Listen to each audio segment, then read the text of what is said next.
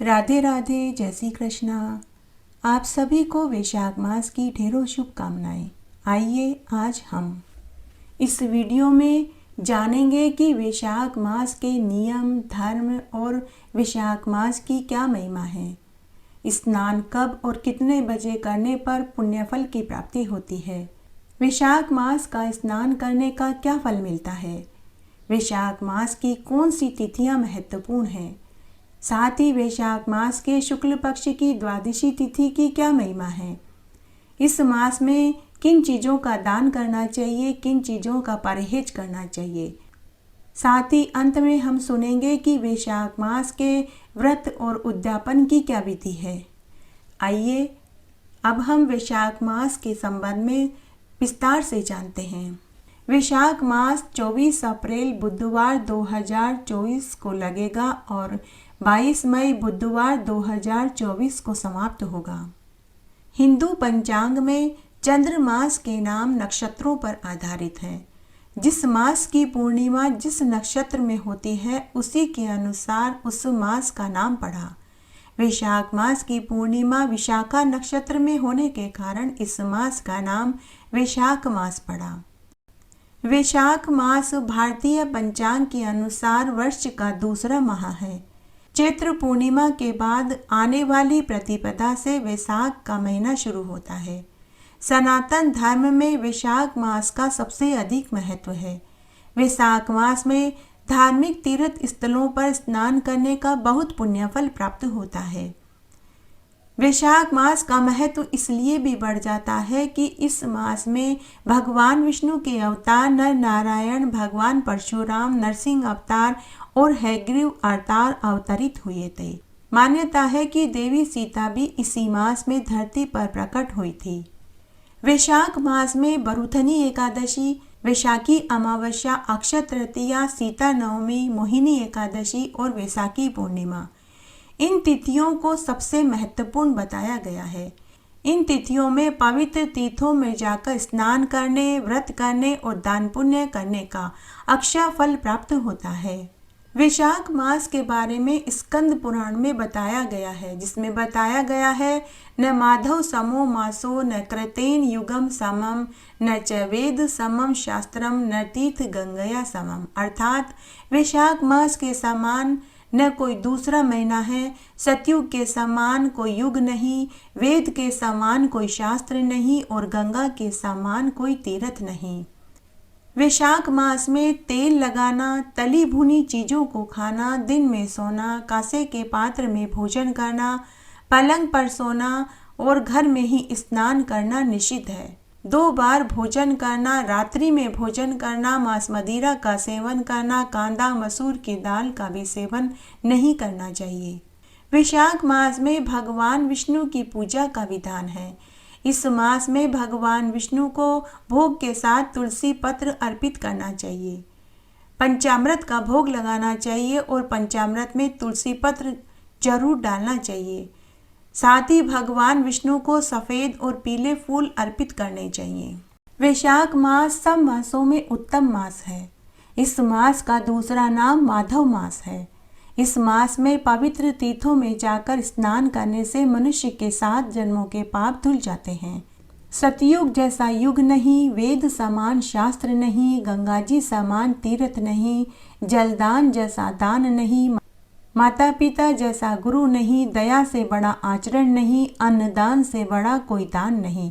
उसी तरह वैशाख मास के समान दूसरा और कोई मास नहीं जो पापों का हरण करे। इस मास में तीर्थों में स्नान करने से अश्वमेघ और राजसूय यज्ञ करने जितना फल मिलता है। जो फल राजसूय यज्ञ करने, अश्वमेघ यज्ञ करने, 1000 ब्राह्मणों को तीर्थों में जाकर स्नान करने से पुण्य मिलता है, वही पुण्य वैशाख मास के महात्म्य को सुनने से ही मिल जाता है। वैशाख मास में जल से भरा घड़ा, छाता, जूता, ताड़ का पंखा, तरबूज, खरबूजा, आम, केरी, ककड़ी दान देने का बहुत पुण्य फल लगता है। राहगीरों को दोपहर के समय शीतल जल, शरबत, आम रस, गन्ने का रस, नींबू पानी पिलाने का बहुत पुण्य लगता है। इससे पितर, देवता, ऋषि, मुनि सभी प्रसन्न हो जाते हैं। जो मनुष्य वैशाख मास में इन धर्मों का पालन करता है उस मनुष्य के 7 कुलों का उद्धार हो जाता है। अगर उनके पितर नरक में पड़े हैं तो उसी क्षण उन्हें नरक से स्वर्ग का सुख मिल जाता है। अगर मनुष्य के पितृदोष है तो वह भी शांत हो जाता है। उस वंश की जड़ हमेशा फलती फूलती है जो वैशाख मास के स्नान, व्रत और दान पुण्य करते हैं और वैशाख मास के धर्मों का पालन करते हैं। ऐसे मनुष्य को मरने पर यमराज के नहीं बल्कि स्वयं विष्णु भगवान दर्शन देते हैं। उस मनुष्य के लिए यम मार्ग सुगम हो जाता है। इन चीजों का दान करने से उस मनुष्य को संसार के सभी सुख और मरने पर स्वर्ग का सुख मिलता है। वैशाख मास में केवल स्नान करने से ही मनुष्य मोक्ष को प्राप्त हो जाता है। सब दानों में और सब तीर्थों में स्नान का फल वैशाख मास में केवल जलदान करने से ही मिल जाता है। जिसमें जलदान देने की शक्ति न हो तो वह दूसरों से दान करवाए तो भी उसे इसका फल लगता है। जो वैशाख मास में पथिकों के लिए जगह जगह प्याऊ लगवाते हैं, मार्ग के दोनों तरफ छायादार वृक्ष लगवाते हैं, वे अपने कई कुलों का उद्धार कर लेते हैं। प्याऊ लगवाने से देवता, पितर, ऋषि सभी खुश हो जाते हैं। जो जल की इच्छा हो तो जलदान करें, पवन की इच्छा हो तो पंखा दान करें, इसका बहुत पुण्य फल लगता है। जो मनुष्य ब्राह्मणों को, जरूरतमंदों को और गरीबों को पंखा दान करते हैं वे कई जन्मों के पापों से छूट जाते हैं। जो मार्ग में थके हुए ब्राह्मण पर कपड़े से हवा करते हैं वे पापहीन होकर भगवान के सायुज्य लोक को पाते हैं। जो मनुष्य वैशाख मास में खड़ाऊ दान करते हैं वे यमदूतों का तिरस्कार करते हुए बैकुंठ में जाते हैं। जूते दान करने वाले इस संसार में कभी दुख नहीं भोगते। जो मनुष्य ब्राह्मण के याचना करने पर खड़ाऊ का दान करते हैं तो उन्हें मरते समय की पीड़ा नहीं उठानी पड़ती। जो घर आए अतिथि की सेवा करते हैं, बैठने के लिए सुंदर आसन देते हैं, उनके चरणों को धोकर चरणोदक को अपने सिर पर छिड़कते हैं और उन्हें स्वादिष्ट भोजन खिलाते हैं, वे कई कुलों का उद्धार कर लेते हैं। अन्न दान पाने वाला अपने माता पिता को भी भूल जाता है क्योंकि उसके लिए उस समय अन्न दान देने वाले ही उसके माता पिता के समान होते हैं। वैशाख मास में सुंदर चारपाई का दान करना चाहिए। उस पर सोए हुए ब्राह्मण को हवा करने के लिए ताड़ का पंखा देना चाहिए। सिर के नीचे लगाने के लिए तकिया दान करना चाहिए। जो ऐसा करता है वे मनुष्य इस जीवन में समस्त सुखों को भोगते हैं। उनके कुल में वृद्धि होती है, यश और वैभव और कीर्ति बढ़ती है। जो मनुष्य वैशाख मास में सुपारी, सुगंधित द्रव्य, नारियल का दान करता है वह 7 जन्म तक ब्राह्मण की योनि में जन्म लेता है। जो मनुष्य वैशाख मास का स्नान नहीं करता, कमल पत्र पर भोजन नहीं करता, वह पहले गधे की योनि को प्राप्त होता है, फिर खच्चर की योनि को प्राप्त होता है। अगर मनुष्य मोटा है, रोगग्रस्त नहीं है, निरोगी कंचन जैसी काया वाला है और फिर भी वह वैशाख मास का स्नान और धर्मों का पालन नहीं करता तो वह मरने के बाद चांडाल की योनि को पाता है। वैशाख मास की संक्रांति के दिन जो बाहर जाकर किसी तीर्थ पर स्नान नहीं करते वे 100 जन्म तक कुत्ते की योनि को पाते हैं। वैशाख मास में अन्न दान अथवा जल दान न करने से निश्चय पूर्वक वह सभी दुखों से मुक्त नहीं होता। वैशाख मास में नदी में स्नान करके विष्णु भगवान का ध्यान करने से उस मनुष्य के 3 जन्म के एकत्र पाप धुल जाते हैं। वैशाख मास में बहते हुए जल में मंजन करने से सारे जन्म के किए हुए पाप नाश हो जाते हैं। वैशाख मास में बावड़ी आदि के थोड़े से जल में भी स्नान कर लिया जाए तो बड़े से बड़े पाप भी धुल जाते हैं। वहां पर गंगा आदि सब तीर्थों का निवास होता है। दूध से उत्तम दही और दही से उत्तम है घी। वैसे ही सब मासों में कार्तिक से माघ मास और माघ मास से वैशाख मास उत्तम है। दरिद्री तथा पराधीन को भी थोड़ी सी ही वस्तु का दान करे, लेकिन उसे दान अवश्य करना चाहिए। दान न करने से दरिद्रता आती है। दरिद्रता से ही मनुष्य पापी बनता है और पाप से ही नरक मिलता है। इसलिए मनुष्य को अपनी सामर्थ्य अनुसार वैशाख मास में दान अवश्य करना चाहिए। वैशाख मास में थोड़ा सा भी किया गया जप दान कई यज्ञों जितना फल देता है। जो मनुष्य वैशाख मास में स्नान, व्रत और दान करता है उसको 7 जन्म तक गरीबी का मुंह नहीं देखना पड़ता। व्यतीत योग में, संक्रांति में तथा चंद्र व सूर्य ग्रहण में दान देने और कुरुक्षेत्र में जाकर स्नान करने से जो पुण्य प्राप्त होता है वही पुण्य वैशाख मास में सुबह जल्दी उठकर स्नान करने, मधुसूदन भगवान के नाम का जाप करने से ही मिल जाता है। अश्वमेध यज्ञ करने से जो पुण्य प्राप्त होता है उससे भी 10 गुना पुण्य वैशाख मास के कृष्ण पक्ष की पंचमी तिथि को व्रत और दान करने से ही मिल जाता है। 1 सहस्त्र ब्राह्मणों को भोजन कराने से जो फल प्राप्त होता है वही फल वैशाख मास के कृष्ण पक्ष की पंचमी तिथि को व्रत करने और दान करने से ही मिल जाता है। वैशाख मास में दान का सबसे अधिक महत्व है। कहते हैं यदि पूरे वर्ष कोई दान नहीं किया हो और इस मास में थोड़ा सा भी दान कर दिया जाए तो इसका फल अक्षय होकर मिलता है। वैशाख मास में नदी, जलाशय और कुंड में जाकर स्नान करने का और सूर्य नारायण भगवान को अर्घ्य देने का बहुत पुण्य फल प्राप्त होता है। इस मास में अमावस्या व पूर्णिमा पर पितरों के निमित्त तीर्थों पर जाकर पिंड दान और तर्पण करना चाहिए। इससे पितरों की आत्मा को शांति मिलती है। उस व्यक्ति की जन्मों जन्मों की गरीबी दूर हो जाती है। अगर कोई ग्रह दोष या पितृ दोष है तो वह भी शांत हो जाता है। शनि दोष से भी मुक्ति मिल जाती है। वैशाख मास की महिमा। इस महीने में जगत के पालनहार भगवान विष्णु के कई अवतारों का प्राकट्य हुआ था। नर नारायण भगवान परशुराम नरसिंह अवतार है गिव अवतार का जन्म हुआ था। साथ ही इसी महीने में माता सीता और बगलामुखी जयंती भी वैशाख मास में ही आती है। जैसे नदियों में गंगा, धातुओं में स्वर्ण, तेजों में सूर्य, वृक्षों में कल्प वृक्ष, गायों में कामधेनु गाय, वर्णों में ब्राह्मण, देवताओं में विष्णु भगवान और मंत्रों में प्रणव, विद्याओं में वेद विद्या कही गई है, वही मासों में वैशाख मास कहा गया है। यह भगवान विष्णु और ब्रह्मा जी को सबसे अधिक प्रिय है। वैशाख मास में स्नान की विधि। वैशाख मास भगवान माधव को सबसे अधिक प्रिय है। माधव भगवान को प्रसन्न करने के लिए प्रतिदिन गंगा में स्नान करना चाहिए।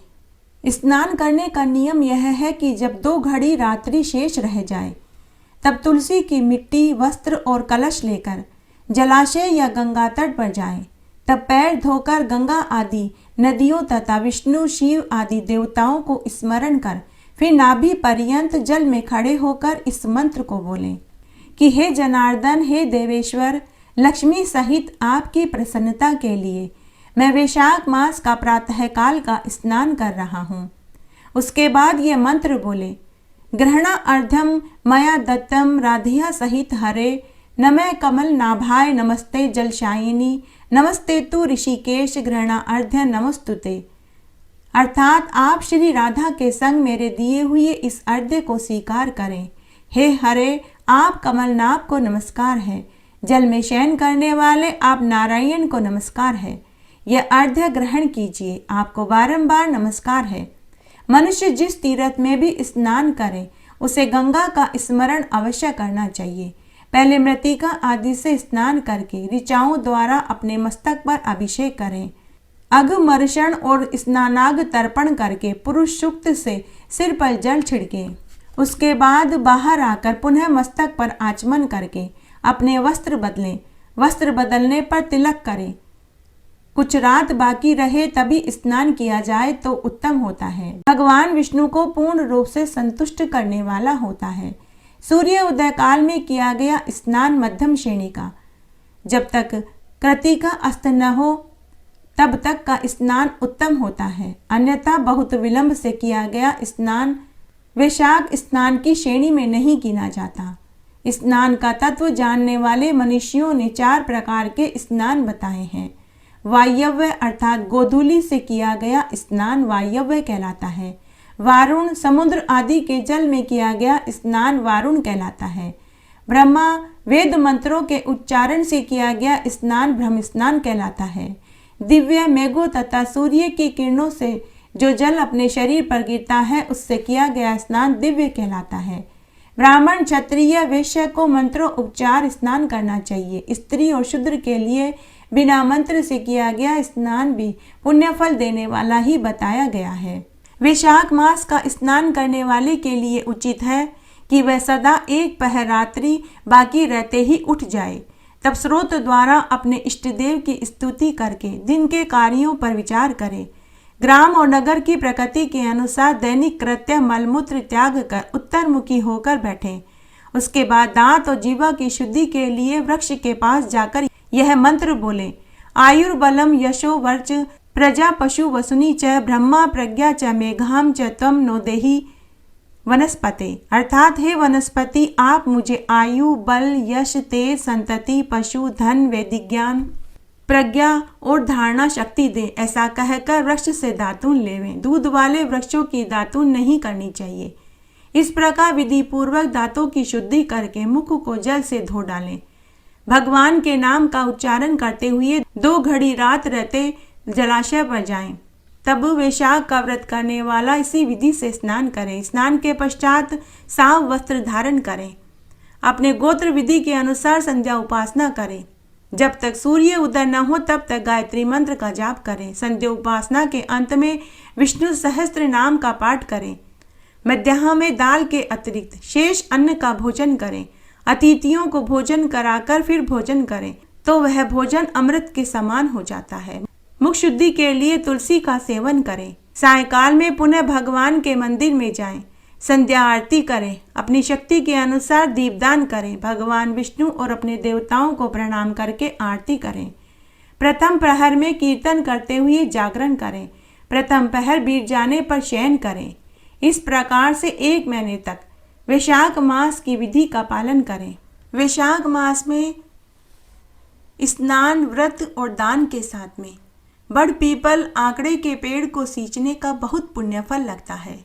अगर आप पूरे वैशाख मास का स्नान कर रहे हैं और व्रत भी कर रहे हैं तो आपको माधव भगवान की पूजा, सूर्य नारायण भगवान की पूजा के साथ बड़ पीपल और आंकड़े के पेड़ को भी सींचना चाहिए। अगर मनुष्य में पूरे वैशाख मास में व्रत करने की सामर्थ्य नहीं है तो स्नान आदि से निवृत्त होकर बड़ पीपल और आंकड़े के पेड़ को सींचने और दियाबाती करने का भी बहुत पुण्य धर्म लगता है। जो मनुष्य ऐसा करता है उसके कई जन्मों की घोर से घोर दरिद्रता भी दूर हो जाती है। उसका घर अन्न धन के भंडार से भर जाता है।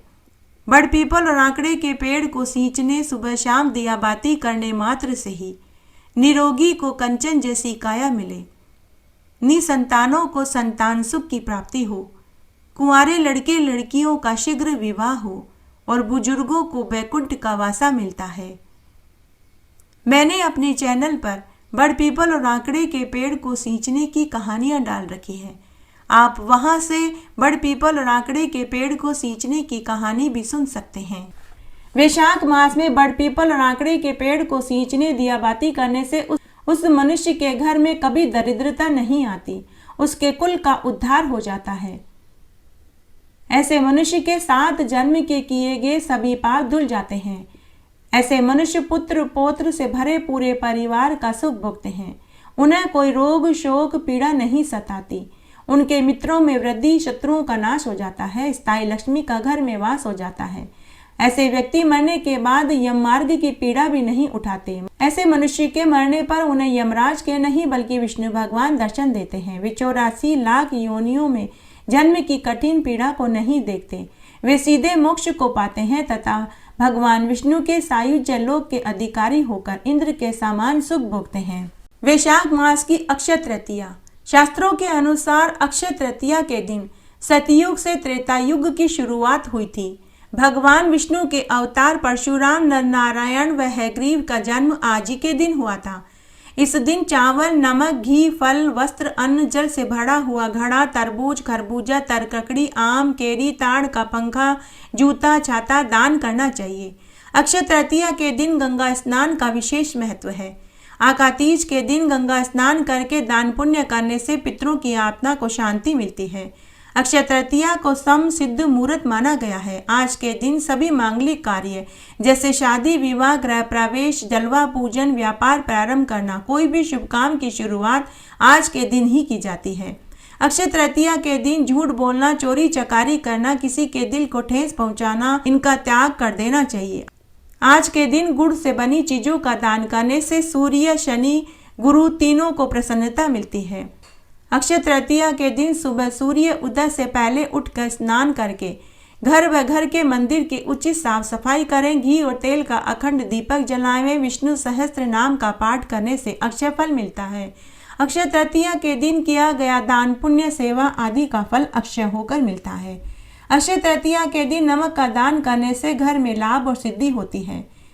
भगवान विष्णु के साथ माता लक्ष्मी का पूजन करना चाहिए। इससे घर में स्थायी लक्ष्मी का वास होता है। सौभाग्यवती स्त्रियों व कुंवारी लड़कियों को गौरी पूजन करना चाहिए। इससे सुहागिनों का सुहाग अखंड रहता है और कुंवारी लड़कियों को मनपसंद जीवन साथी मिलता है।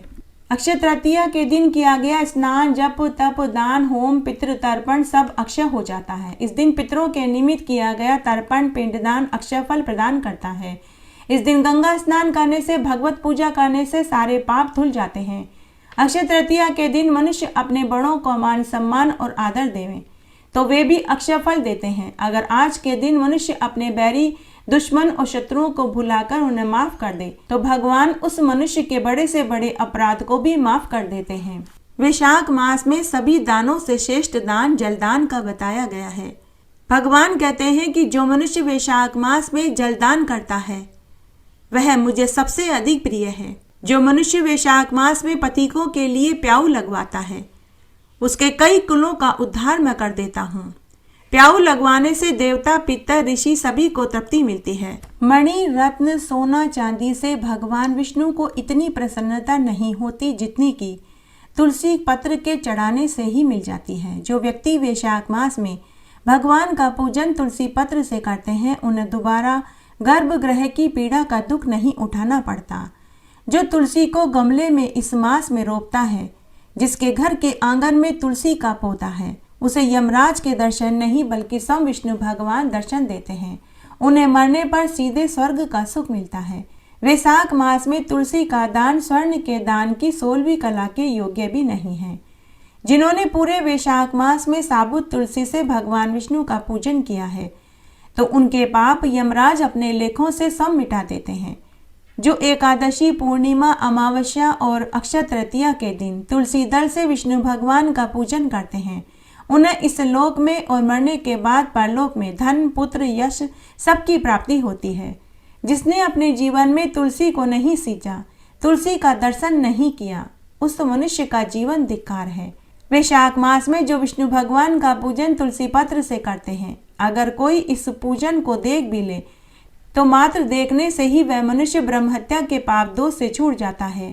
धूप दान का महात्म्य। वैशाख मास में अगर कपूर, चंदन, सुगंधित धूप से विष्णु भगवान को धूप देता है तो उसके 100 कुलों का उसी क्षण उद्धार हो जाता है। जो विष्णु भगवान के आगे धूप से धूपित करता है उसे कभी नरक का दुख नहीं देखना पड़ता। जो मनुष्य गूगल, शक्कर मिलाकर धूप देता है उसकी सभी इच्छाएं विष्णु भगवान पूरी कर देते हैं। गूगल से धूप देने पर सभी अनिष्टों का नाश होता है। अगर का धूप से घर पवित्र हो जाता है। लोबान का धूप देने से नकारात्मक ऊर्जा खत्म हो जाती है। इलायची, गूगल, कूट, राल, हाड़, पुण्य, लोहबान, कूट, सेला, छंड ये दशांश धूप कहलाते हैं जो भगवान विष्णु को अति प्रिय है। वैशाख मास में दशांत धूप देने से दुर्लभ कामनाएं भगवान विष्णु पूरी कर देते हैं। उन्हें आयु, यश, कीर्ति, पुत्र, पौत्र, धन, संपत्ति, स्त्री सुख और भगवत भक्ति देते हैं। नागर मोथों का धूप देने से वह व्यक्ति परिवार का प्रिय बन जाता है। समस्त पापों से मुक्ति होकर वह इहलोक के समस्त सुख और परलोक में आनंद सुख भोगता है। जो व्यक्ति दिए हुए धूप की भस्मी को अपने सिर पर लगाता है वह स्वस्थ, निरोगी, कंचन जैसी काया को प्राप्त करता है। दीपदान। वैशाख मास में दीप दान करने वाला मरने के बाद बैकुंठ लोक को ही पाता है, इसमें कोई संदेह नहीं है। जो व्यक्ति घी से बनी बत्ती का वैशाख मास में भगवान विष्णु की आरती करता है वह कोटि वर्ष पर्यंत तक स्वर्ग में आनंद सुख भोगता है। जो वैशाख मास में भगवान विष्णु के सामने दोनों समय आरती करता है उसके 7 जन्मों के पापों का क्षय हो जाता है और मरने के बाद विष्णु लोक के सायुज्य लोक को पाता है। जो वैशाख मास में पंच देवताओं के आगे कपूर का दीपक जलाकर आरती करता है वह अश्वमेध यज्ञ के फल को पाता है। जो व्यक्ति वैशाख मास में देव वृक्षों के नीचे, देव मंदिरों में, ब्राह्मण के घर के चबूतरे पर, चौराहे पर, बड़ पीपल और आंकड़े के पेड़ के नीचे दीपदान करते हैं, वे पुत्र पौत्र धन संपत्ति से युक्त होकर परिवार का ही सुख भोगेंगे। उनके सभी कार्य भगवान सिद्ध कर देते हैं। वे सभी पापों से मुक्त होकर सूर्य के समान चमकदार, कांतिवान, ज्योतिवान होकर देव विमान में बैठकर कोटि देवताओं द्वारा पूजनीय और वंदनीय होकर स्वर्ग का सुख भोगते हैं। इसलिए प्रत्येक मनुष्य को वैशाख मास में स्नान, व्रत और दान के साथ दीपदान अवश्य करना चाहिए। जो व्यक्ति दूसरों के दीपक को बुझाता है वह नरक का भागी होता है। उसके सभी पुण्य क्षीण हो जाते हैं, वे अनेक नरकों का दुख भोगते हैं। जो व्यक्ति दीपक की चोरी करता है वह अगले जन्म में गूंगे, बहरे और छछूंदर की योनि में पैदा होते हैं। वैशाख मास के शुक्ल पक्ष की द्वादशी तिथि का महात्म्य सुनते हैं। वैशाख मास के शुक्ल पक्ष की द्वादशी तिथि सभी तिथियों में श्रेष्ठ फल देने वाली है। जो फल कृष्ण पक्ष व शुक्ल पक्ष की एकादशी का व्रत करने से प्राप्त होता है, वही फल वैशाख मास की शुक्ल पक्ष की द्वादशी तिथि का व्रत करने और स्नान करने मात्र से ही मिल जाता है। शंखो उद्धार तीर्थ में स्नान करने, दर्शन करने से जिस फल की प्राप्ति होती है, वही फल वैशाख मास की शुक्ल पक्ष की द्वादशी तिथि पर स्नान दान करने से ही मिल जाता है। व्यतीत योग में, संक्रांति में तथा चंद्र व सूर्य ग्रहण में दान करने से और कुरुक्षेत्र में स्नान करने से जो पुण्य फल मिलता है, वही पुण्य सत्पात्र व योग्य ब्राह्मण को वैशाख मास की शुक्ल पक्ष की द्वादशी तिथि को गौदान करने से ही मिल जाता है। अश्वमेध यज्ञ करने से जिस पुण्य की प्राप्ति होती है, उससे भी कई गुना पुण्य वैशाख मास की शुक्ल पक्ष की द्वादशी तिथि पर उपवास करने से ही मिल जाता है। पूरे वैशाख मास के स्नान का फल मात्र वैशाख मास की शुक्ल पक्ष की द्वादशी तिथि को एक दिन उपवास करने से ही मिल जाता है। 1000 तपस्वियों को 60 वर्ष तक भोजन कराने से जो फल मिलता है, वही फल वैशाख मास की शुक्ल पक्ष की द्वादशी तिथि पर घर आए अतिथि को आदर के साथ बैठाने, भोजन कराने से मिल जाता है। पुण्य वेद पाठी ब्राह्मण को 1000 गौदान करने से जो पुण्य फल मिलता है, उससे भी कई गुना फल वैशाख मास की शुक्ल पक्ष की द्वादशी तिथि को मात्र स्नान और व्रत करने और दान करने से ही मिल जाता है। जो मनुष्य वैशाख मास की शुक्ल पक्ष की द्वादशी तिथि को पूरे समय भजन, कीर्तन, यज्ञ, हवन, विष्णु भगवान की स्तुति में बिताता है, वह 10 श्रेष्ठ ब्राह्मणों को भोजन कराने जितना फल पा लेता है। 10 उत्तम ब्राह्मणों को भोजन कराने से जिस फल की प्राप्ति होती है, वही फल वैशाख मास की शुक्ल पक्ष की द्वादशी तिथि को एक ब्रह्मचारी को भोजन कराकर जूता, छाता, छतरी, अन्न, वस्त्र, तिल, दक्षिणा के रुपए देने से ही मिल जाता है। जो पुण्य पूरे वैशाख मास में व्रत, स्नान और दान करने से मिलता है, वही फल मात्र वैशाख मास की शुक्ल पक्ष की द्वादशी को एक भूखे को भोजन कराने से ही प्राप्त हो जाता है। वैशाख मास की शुक्ल पक्ष की द्वादशी को पूरी विधि विधान से स्नान, व्रत, दान, भजन, कीर्तन करने से उस मनुष्य के स्वर्गीय पितर तृप्त हो जाते हैं। इस दिन किए गए दान का महात्म्य तो देवता भी अपने मुखारबिंद से कहने में असमर्थ हैं। अगर आज का दिन भगवान मधुसूदन की पूजा करके कोई बिताता है, तो उसे पूरे वैशाख मास का फल प्राप्त हो जाता है। शास्त्रों में कहा गया है कि कुरुक्षेत्र में सूर्य ग्रहण के समय जो एक बार स्वर्ण दान करने से फल मिलता है, वही फल वैशाख मास की शुक्ल पक्ष की द्वादशी तिथि को मात्र व्रत करने से ही प्राप्त हो जाता है। ऐसे मनुष्य इस लोक में समस्त सुख और परलोक में आनंद सुख की प्राप्ति करते हैं। अंत समय में उन्हें सद्गति प्राप्त हो जाती है। द्वादशी के दिन सूर्य उदय से पहले उठकर पवित्र नदियों में स्नान करके व्रत का संकल्प लेना चाहिए। पूरे दिन ब्रह्मचार्य का पालन करके भगवान मधुसूदन की पूजा करनी चाहिए। पूरे दिन भजन कीर्तन में समय बिताना चाहिए, रात्रि जागरण करना चाहिए तथा दूसरे दिन एक जोड़ा जोड़ी ब्राह्मण को भोजन कराकर अपनी सामर्थ्य अनुसार अन्न, वस्त्र, रुपया, जूता, छतरी आदि दान में देना चाहिए। जो मनुष्य वैशाख मास की शुक्ल पक्ष की द्वादशी को पूरा दिन ऐसे बिताते हैं, उनके 7 जन्मों के पापों का उसी क्षण क्षय हो जाता है। ऐसे मनुष्य पुत्र पौत्र आदि से युक्त होकर धनवान, कीर्तिवान, यशस्वी, चक्रवर्ती राजा बनते हैं। उस मनुष्य की 7 पीढ़ियों को कभी भी गरीबी का मुंह नहीं देखना पड़ता।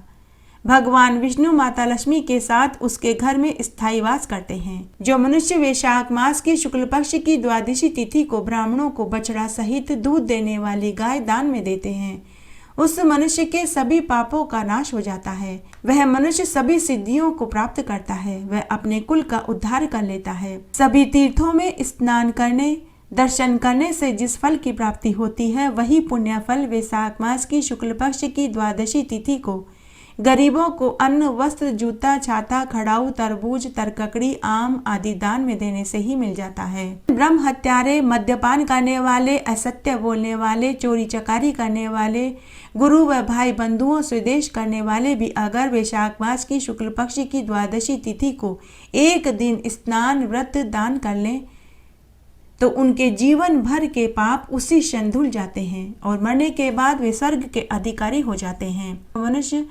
वैशाख मास की शुक्ल पक्ष की द्वादशी का एक दिन व्रत कर लें तो वे सूर्य के समान दैदीयमान हो जाते हैं। वे 7 जन्म तक ब्राह्मण की योनि में जन्म लेते हैं। जो वैशाख मास की शुक्ल पक्ष की द्वादशी तिथि को भगवान मधुसूदन को पंचामृत से अर्थात दूध, दही, घी, शहद, मिश्री से स्नान कराते हैं, वे वैभवशाली होकर इस दुनिया के सभी सुखों को भोगते हैं। और जो इस दिन श्रद्धा पूर्वक भूमि, स्वर्ण, छाता, अन्न, वस्त्र, उपनाह, दूध देने वाली गाय और ऋतु फल दान में देते हैं, वे स्वर्ग में जाकर इंद्र के समान सुख भोगते हैं। जो मनुष्य आज के दिन भगवान विष्णु को भोग के साथ तुलसी पत्र अर्पित करते हैं, वे विष्णु लोक में अक्षय सुख पाते हैं। और जो भगवान को आज के दिन धूप, दीप, नैवेद्य, पुष्प से पूजा करते हैं, वे अनंत गुणा संपत्ति के मालिक बनते हैं। जो मनुष्य वैशाख मास की शुक्ल पक्ष की द्वादशी तिथि के दिन मंदिरों, पवित्र नदियों में 14 दीपकों का संध्या के समय दीपदान करते हैं, उनकी महिमा का वर्णन तो ब्रह्मा आदि देवता भी कहने में असमर्थ हैं। जो मनुष्य वैशाख मास की शुक्ल पक्ष की द्वादशी तिथि को भगवान विष्णु का चरणामृत पीकर पूरा दिन बिता देते हैं और कुछ भी अन्न जल ग्रहण नहीं करते, वे भगवान विष्णु के सायुज्य लोक को ही पाते हैं, इसमें कोई संदेह नहीं है। ऐसे मनुष्य आवागमन के चक्र से छूट जाते हैं और भगवान विष्णु के समान ही चतुर्भुज रूप धारण करके इंद्रासन के अधिकारी हो जाते हैं। आज के दिन जो मनुष्य विष्णु पुराण को पढ़ते हैं, सुनते हैं या सुनाते हैं, उनकी कीर्ति, धन, बल, स्वस्थ काया पाकर वे अगले जन्म में चतुर्गनी सेना के प्रतापी राजा बनते हैं। जो मनुष्य आज के दिन तिल का दान करते हैं, वे निरोगी कंचन जैसी काया को पाते हैं। जो आज के दिन तिल व अन्न से हवन, होम आदि करते हैं, वे सुपात्र, दीर्घायु, संतान सुख को पाते हैं। जो मनुष्य आज के दिन जल से भरा घड़ा, ऋतुफल, तरबूज, खरबूजा, आम का दान करते हैं, वे ऐश्वर्यशाली होते हैं और ब्रह्मा के समान सुखों को भोगते हैं। जो आज शुक्ल पक्ष की द्वादशी तिथि को बड़ पीपल, आंकड़े और तुलसी, शालिग्राम की पूजा करते हैं, स्वर्ण दान व गोदाम करने जितना फल पा लेते हैं। जो मनुष्य वैशाख मास की शुक्ल पक्ष की द्वादशी तिथि को तुलसी को धारण करते हैं तथा अंत में विष्णु भगवान के निमित्त ब्राह्मणों को तुलसी दान में देते हैं, वे विष्णु लोक को पाते हैं। जो इस तिथि को विष्णु और शिव देवालय में भजन, नृत्य, गान आदि करते हैं, रात्रि जागरण करवाते हैं, वे कोटि गुना फल पाते हैं। जो मनुष्य उत्तम ध्वनि वाला घंटा वैशाख मास की शुक्ल पक्ष की द्वादशी तिथि को मंदिरों में दान करते हैं, वे अपनी पूरी आयु पर्यंत तक स्वस्थ, निरोगी कंचन जैसी काया को पाकर 10 दिशाओं में उनकी कीर्ति यश फैलती है। वे धन संपत्ति से पूर्ण होकर अपने 7 कुलों का उद्धार कर देते हैं। जो मनुष्य दोपहर के समय घर आए अतिथि को भोजन कराकर दक्षिणा दान में देते हैं, उसके परिवार में उसके बाल बच्चों का भाग्य उदय हो जाता है। जो मनुष्य पूरे वैशाख मास में जगह जगह छबीले लगवाते हैं, मंदिरों में, चौराहों पर शरबत और मीठा पेय, आमरस आने जाने वाले यात्रियों को पिलाते हैं और उनको तृप्त करते हैं, तो मानो उन्होंने अपने पितरों को ही तृप्त कर दिया हो। उस मनुष्य के पितृ दोष उसी क्षण शांत हो जाते हैं। वैशाख मास की शुक्ल पक्ष की 3 तिथियां त्रयोदशी, चतुर्दशी और पूर्णमासी सबसे अधिक शुभ फल देने वाली हैं। इन तिथियों को पुष्करणी तिथियां कहते हैं। यदि मनुष्य पूरे वैशाख मास में स्नान और व्रत करने में असमर्थ है तो उन्हें वैशाख मास की शुक्ल पक्ष की त्रयोदशी, चतुर्दशी और पूर्णमासी का स्नान, व्रत और दान कर लेंगे तो भी उन्हें पूरे वैशाख मास का फल मिल जाएगा। त्रयोदशी को संपूर्ण देवता एकत्र होकर जीवों को पवित्र करते हैं। पूर्णमासी के दिन संपूर्ण तीर्थ विष्णु भगवान के संग एकत्र होते हैं। कोई ऐसा ही पापी, चाहे भ्रमघाती हो, मद्यपान करता हो, ये सबको पवित्र कर देते हैं। वैशाख मास की ये 3 तिथियां पुत्र, पौत्र, धन, संपदा आदि देने वाली हैं। अगर किसी का अज्ञानतावश वैशाख मास का स्नान करना छूट गया है तो वह इन 3 तिथियों में स्नान करके, व्रत करके, दान कर देंगे तो भी उन्हें संपूर्ण वैशाख मास का फल मिलेगा। अगर आपने पूरे वैशाख मास का स्नान किया है, प्रमुख तिथियों का व्रत और दान किया है तो आपको इसका उद्यापन भी करना चाहिए। तब आपको वैशाखी पूर्णिमा के दिन कम से कम 1 जोड़ा जोड़ी, अधिक से अधिक 5 जोड़ा जोड़ी ब्राह्मणों को बुला करके उन्हें स्वादिष्ट भोजन खिलाएं। अपनी सामर्थ्य अनुसार उन्हें अन्न, वस्त्र और रुपया का दान दें और उनसे पांव छूकर आशीर्वाद लें तो आपको वैशाख मास के स्नान, व्रत और दान का संपूर्ण फल प्राप्त होगा। आप इस जीवन के समस्त सुखों को भोग कर अंत समय में आप वैकुंठ को ही प्राप्त करेंगे। इस तरह आज हमने संपूर्ण वैशाख मास के महत्व को जान लिया। अगर आपको ये वीडियो अच्छा लगे तो इसे ज़्यादा से ज़्यादा लाइक करें, अपने दोस्तों रिश्तेदारों में जरूर शेयर करें, तो कमेंट बॉक्स में ओम माधवाय नमः जरूर लिखें। मेरे साथ बने रहने के लिए आपका धन्यवाद। आगे आने वाली कथा, कहानी और वीडियो के लिए भी आप इसी तरह मेरे साथ बने रहें। धन्यवाद।